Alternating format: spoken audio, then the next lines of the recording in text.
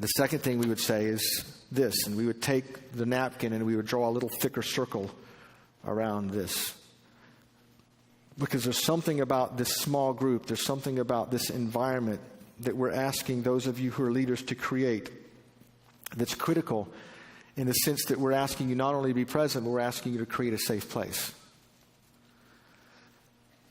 There is this idea, and this kind of goes back to an illustration that we use sometimes, where in the ancient days they would take roses and they would carve roses into the frame or the ceilings of a lot of political conference areas, where they would basically be saying to the people who met in the room, you know, with the roses, this is sub rosa, this is under the rose. What happens in this room stays in this room, because you need a place that's safe. You need a place that's confidential to talk about critical issues, even to the point that after a few decades of using this as a symbol, that priests in their confessionals would have roses carved into the confessionals, because it was their way of saying, this is a place where you can confess, and this is a place where you can talk, and this is a place where it's safe for you to kind of deal with the issues in your life and know that you'll be protected in what you say here. The point is this: we all need a safe place. We all need a place where we can go and process and deal with stuff. And part of your job as a small group leader, and part of your job as a church who's creating a culture that leads small, is to give kids safe places to process their doubt, and safe places to wrestle with their questions, and safe places to talk about their issues, so that along the way you understand what that looks like and what that means. And again, we have, 3 applications that we would show you here. One is, that means that as a small group leader, if you're going to create a safe place, you lead the group. That means you're responsible for the dynamic of what happens in the group. You're responsible for the discussion that happens in the group. You're responsible for guarding the relationships in the group. And this is an interesting dynamic, because this is your group right here. It's made up of a lot of different personalities.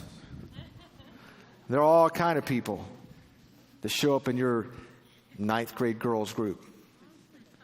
And you're responsible to lead this. That in and of itself makes you nervous, doesn't it? Because if you know me, if I know you the way that I know most small group leaders of most groups, you're looking around the circle and you've just got some drama that exists there. And any of you who've led teenage girls know exactly what I'm talking about. And here's the point. It's not your job to fix this. It's your job to allow the tension to be there, but to manage the tension. That's different than resolving the tension. You may not be able to resolve the tension in this group, and that should set you free.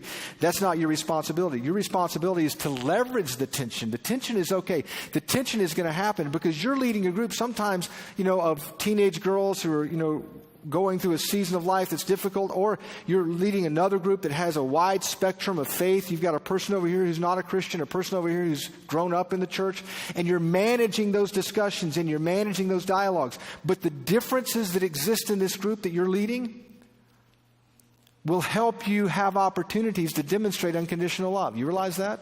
It's not that you're trying to fix all of this. No, you want to leverage the differences to demonstrate to everyone involved in this that there's a place where people may disagree, where people may not see things the way, that everyone else sees it in the group. But that's okay, because we have an environment where we care and we love each other, and we're going to accept each other with those differences. This is the greatest place in the world for kids to show up and understand the power of acceptance if you lead this the right way. But it means you're in charge of leading this. And it also means you have to respect the process. You can't get this person to where this person is overnight. You can't change this person here. In fact, this is huge. Because some of you thought, you were getting into this so you could change people's lives. And you're tired because you've been trying to do that.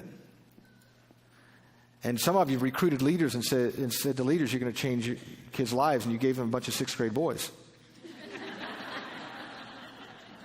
And they haven't seen a lot of change, to be honest with you. They just haven't seen a lot of change.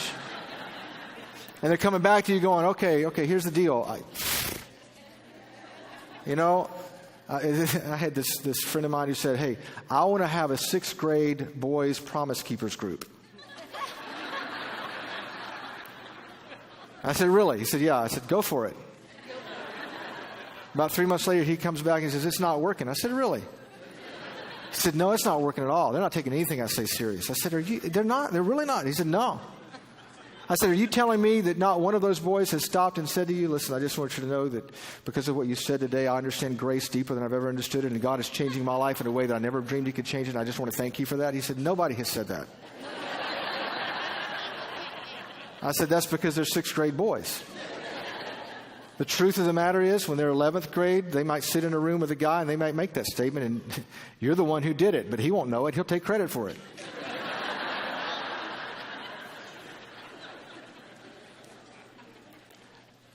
But see, it's not up to you to change them. As a matter of fact, here's a good exercise. This will set you free. If you're a small group leader or you're recruiting small group leaders, this is just good practice. Just repeat after me. Just repeat after me and trust me right now. I am not God. I am not the Holy Spirit. I cannot change anyone. But I can love a few. Bible doesn't say change your neighbors yourself. It says love your neighbor. This is good for your marriage too. I talked about with Logan sitting here a while ago. I had kind of premarital counseling with Logan. He was sitting right up in the front row.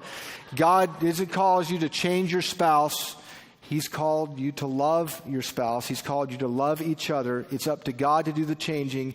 You're not the Holy Spirit. You will be a lot less tired if you'll just decide it's not up to me to change them. It's up to me to be present in their life, to create a safe place, and to respect the process of what God's doing in their life.